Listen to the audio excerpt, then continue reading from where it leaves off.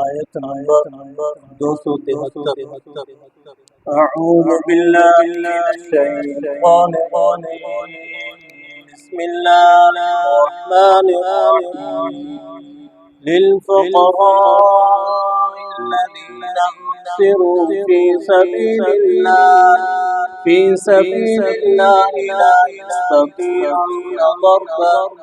في الأرض يحسبهم الجاهل أغنياء من التعفف تعرفهم بسيماهم لا يسألون الناس إلحافا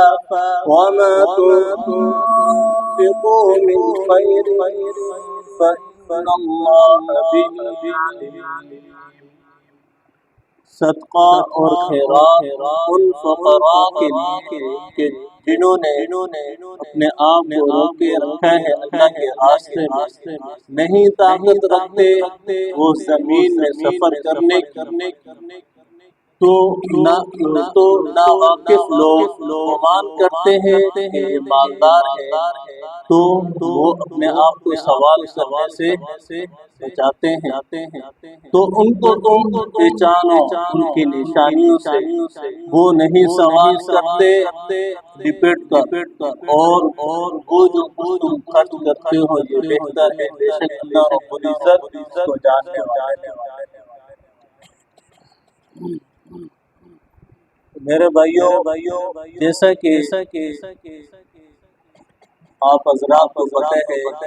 کہ انفاق فی سبیل اللہ کی کچھ اصول بیان ہو رہے ہیں کہ اللہ کے راستے میں جو لوگ خرچ کرتے ہیں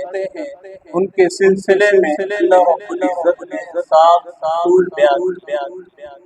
اسی طرح قرآن پاک میں اور بھی جگہوں پر ان فقراء مساکین کے لیے اللہ رب العزت نے جگہ پہ بیان کیے ہیں، اور سورۃ التوبہ میں اللہ رب العزت نے 8 اصول بیان کیے ہیں۔ تو پہلا اصول یہی تھا انفاق فی سبیل اللہ، یعنی اللہ کے راستے میں صدقہ خیرات کرتے ہیں۔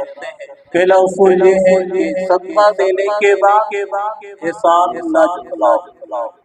دوسرا اصول یہ ہے کہ صدقہ دینے کے بعد تکلیف نہ پہنچاؤ۔ تیسرا اصول یہ ہے کہ صدقہ دینے کے بعد دکھلاوا نہ کرو۔ چوتھا اصول یہ ہے کہ جو تم خرچہ کرو، جو تم صدقہ کرو،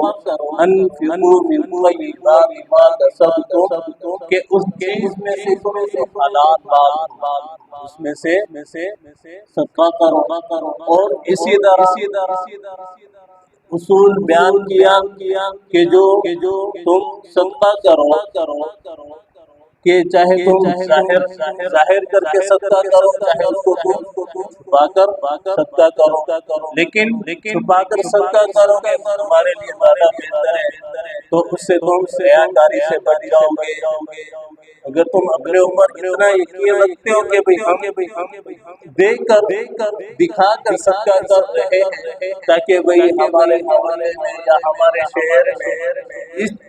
یہ چیز نہیں پائی جاتی کہ یہ لوگ صدقہ نہیں کرتے یا زکوٰۃ نہیں دیتے، میں زکوٰۃ دوں گا یا میں صدقہ دوں گا، تو شاید کہ لوگ مجھے دیکھ کر دوسری بھی دینے لگ جائیں۔ اگر یہ چیز اس کی یہ نیت ہے صحیح ہے بھی ظاہراً دکھا کر صدقہ دو، لیکن پھر بھی اس بات سے بچنا کہ ہمارے دل میں ریاکاری نہ آ جائے، یہ چیز نہ آ جائے کہ لوگ مجھے دیکھیں گے کہ بھی میری بابا کریں گے، سخی سمجھے یہ بات۔ اور اسی طرح تم صدقہ مسلمان کو دو، اللہ رب العزت نے جگہ جگہ پر بیان کیا ہے کہ مسلمان کو صدقہ دینا ہے، تو اسی طرح اللہ رب العزت نے یہ بات بتا دی کہ غیر مسلم کو بھی صدقہ دینا ہے، اور شرط ہے کہ غیر مسلم کیا ذمہ ہو، مطلب اسی ملک میں رہنے والا حربی نہ ہو، اس ملک میں رہنے والا غیر مسلم نہ ہو۔ تو یہ بات بھی اللہ رب العزت نے بتلا دی کہ بھئی اگر ہم مسلمان کو صدقہ دیں گے تو شاید کہ اس سے زیادہ ثواب کسی کو یہ سوال پیدا ہو جائے بھائی اگر میں مسلمان کو صدقہ دوں گا، حالانکہ محتاج غیر مسلم ہے، میرا پڑوسی ہے غیر مسلم لیکن وہ بھی محتاج ہے، اور جو مسلمان ہے وہ اس کے بعد پھر تھوڑی بہت طاقت ہے کھانے پینے، لیکن جو غیر مسلم ہے اس کے وہ زیادہ محتاج ہے۔ تو بھئی اگر میں مسلمان کو دوں گا تو شاید کہ اس میں زیادہ ثواب مل جائے، اور جو غیر مسلم ہے اس کو میں دوں گا تو شاید کہ اس میں ثواب کم، ایسا نہیں ہے۔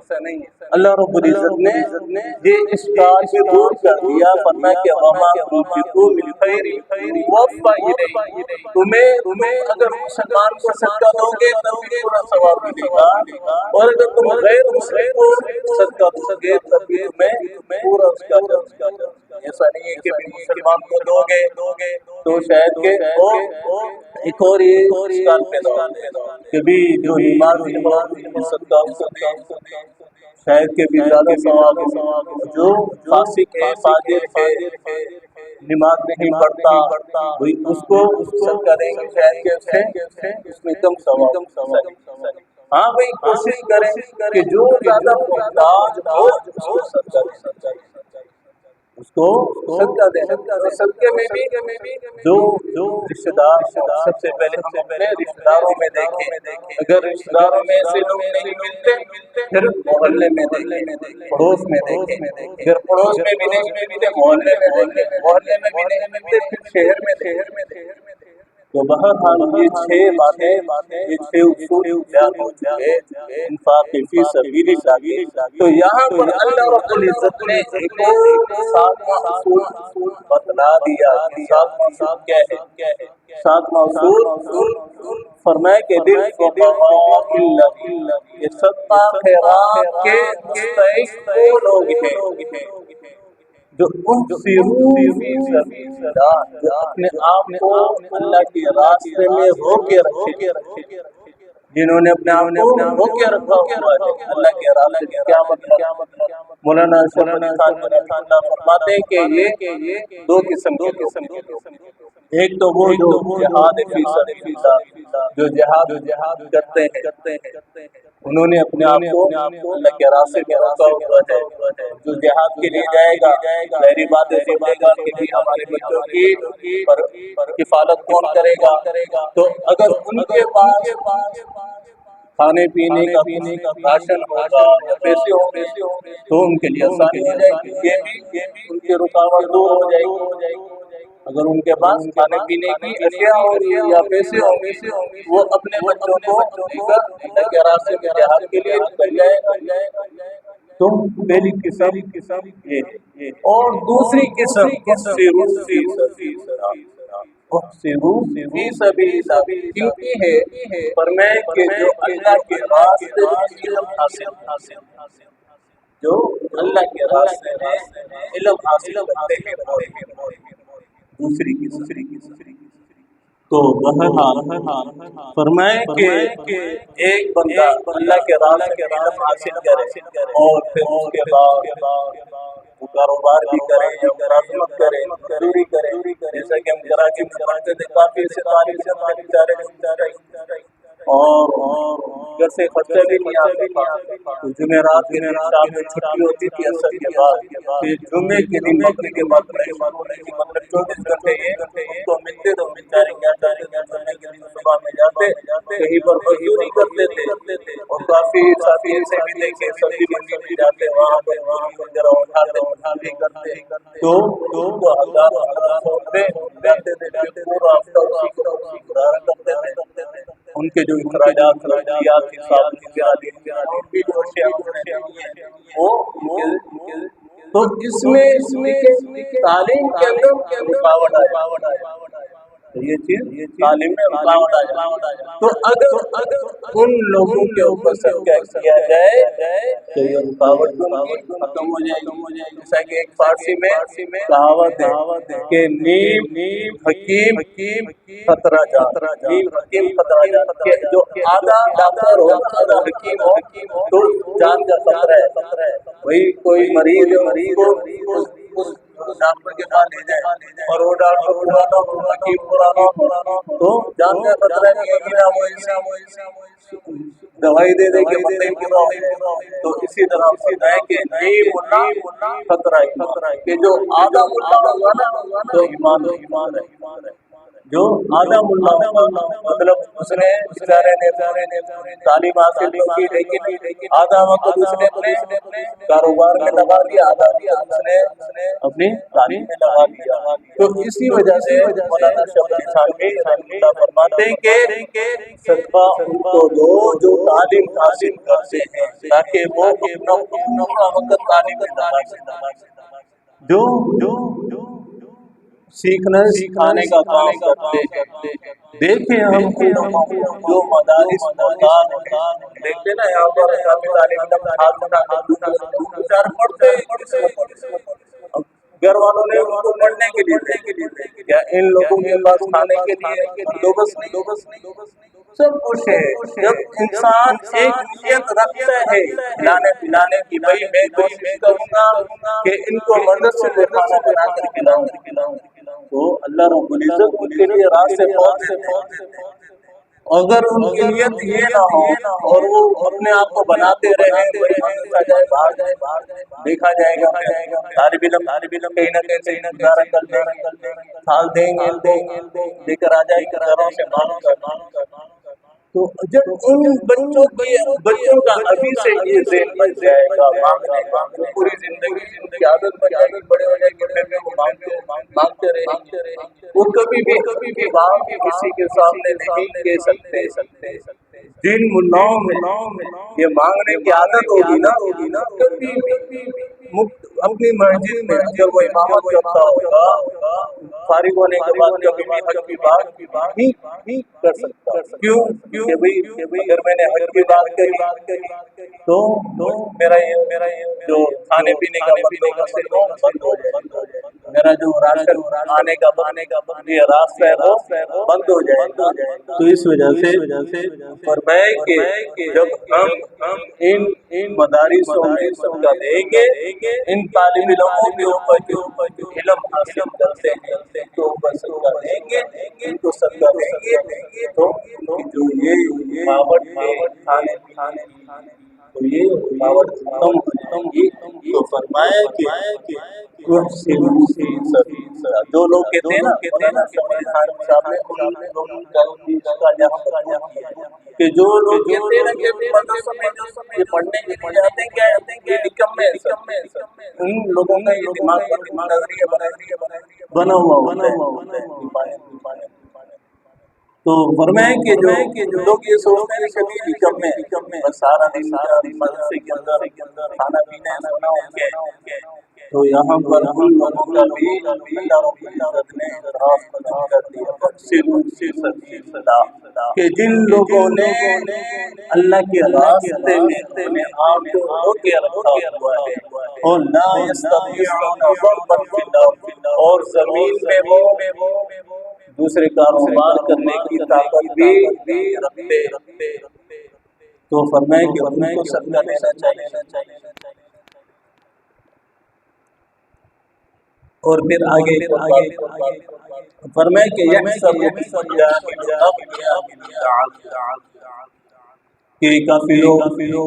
مخیر افراد ہوتے ہیں تو وہ یہ بھی گمان کرتے ہیں مطلب سفید پوش لوگ ہوتے ہیں، مطلب ہوتے تو بیچارے محتاج مستحق ہوتے ہیں لیکن وہ کسی کے سامنے ہاتھ نہیں پھیلاتے، کسی سے مانگتے نہیں، لیکن ظاہر کی صورت وغیرہ دیکھی جائے کپڑے پاک صاف ہوتے ہیں، ٹوپی دھلی کپڑے سے ہر چیز ٹھیک ٹھاک ہوتی ہے، لیکن فرمایا کہ وہ نا واقف لوگ وہ اپنی ان لوگوں کو مانگا سمجھتے ہیں، حالانکہ وہ بیچارے مستحق ہوتے ہیں من التعفف کہ وہ سوال کرنے سے اپنے آپ کو بچاتے ہیں۔ کافی لوگ ضمیر کسی کے سامنے سوال کرنے کو نہیں ہوتا، اپنے سب کو برقرار رکھنے کے لیے کسی کے سامنے ہاتھ نہیں پھیلاتے، لیکن وہ بیچارے ہوتے تو ان کے لیے تو یہ آیت یحسب الجاہل تعفو جب نازل فرمائے کہ مدینہ جب صحابہ آپ صلی اللہ علیہ وسلم کے پاس علم حاصل کرتے تھے تو مہاجر صحابہ فرمائے کہ مدینہ میں ایک شہر پہ چبوترا بنا، اس کی جو چھت تھی وہ کھجور کے پتوں کی چھت بنی، تو وہاں پر تقریباً 400 صحابہ رہتے تھے۔ تو پھر یہ صحابہ کسی کے سامنے ہاتھ نہیں پھیلاتے تھے، کسی سے نہیں مانگتے تھے۔ تو اللہ رب العزت نے یہ آیت نازل فرمائی کہ ان کو ان کی نشانی سے پہچانو، ان لوگوں کو ان کی نشانی سے پہچانو۔ کیا مطلب نشانی؟ کہ پتہ چل جاتا، کسی نہ کسی سے ان کے محلے والوں سے پتہ چل جاتا ہے کہ بیچارہ مستحق ہے یا اور بھی کافی اس سامنے آ جاتی۔ تو بہرحال تو ہم کوشش کریں کہ محتاج مستحق کو صدقہ دیں۔ تو صحابہ بھی جو مدینہ میں جب حاصل کرتے تھے صحابہ کسی کے سامنے ہاتھ نہیں پھیلاتے، ان کے پاس کسی کھانے کی جاتے میں کبھی نہیں آتا تھا، 2 دن 3 دن پاکے پڑ جاتے تھے، لیکن پھر بھی سامنے ہاتھ نہیں پھیلا۔ ایک صحابی آپ صلی اللہ علیہ وسلم کے پاس آئے، کہتے ہیں رسول میرے پاس کھانے کے لیے، تو آپ صلی اللہ علیہ وسلم نے فرمایا کہ ٹھیک ہے، جب کچھ کھانے کے لیے آ جائے گا کہیں سے آ جائے انشاءاللہ آپ کے ساتھ تعاون ہو جائے گا۔ تو لیکن آپ صلی اللہ علیہ وسلم نے یہاں پر ان البصر بصر فرمایا کہ سوال کرنا حلال نہیں، سوال کرنا جائز نہیں، کسی کے سامنے سوال کرنا جائز نہیں۔ تو اسی طرح فرمایا کہ جو ضرورت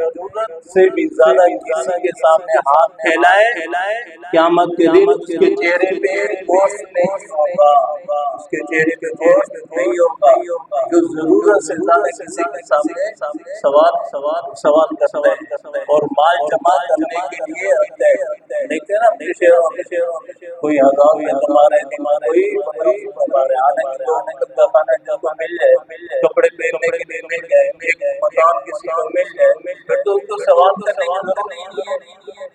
محلے والوں کو شہر والوں کو چل جاتا ہے کہ بھائی بیچارہ مستحق، خود ہی ان کے ساتھ تعاون کرتے ہیں۔ کراچی میں دیکھیں تو یہ انٹرنیٹ میں بھی آتا رہتا ہے کے بارے میں جو آتے رہتے ہیں، فقیر خود بتا رہے ہیں، خوش ہو رہے ہیں، خوشی سے بتا رہے ہیں بھائی میں دن میں 12,000 کماتا ہوں، میں 10,000 کماتا ہوں، میں 15,000۔ ایک وہ فقیر کیا ہے دے رہا تھا، تو پہلے کار میں آتا ہے، پھر اس کے بعد وہ فقیر والا لباس میں پھر اس کو وہ پکڑ لیتے ہیں، پھر اس سے یہ گاڑی کہتا ہے کتنی گاڑیاں 3 گاڑیوں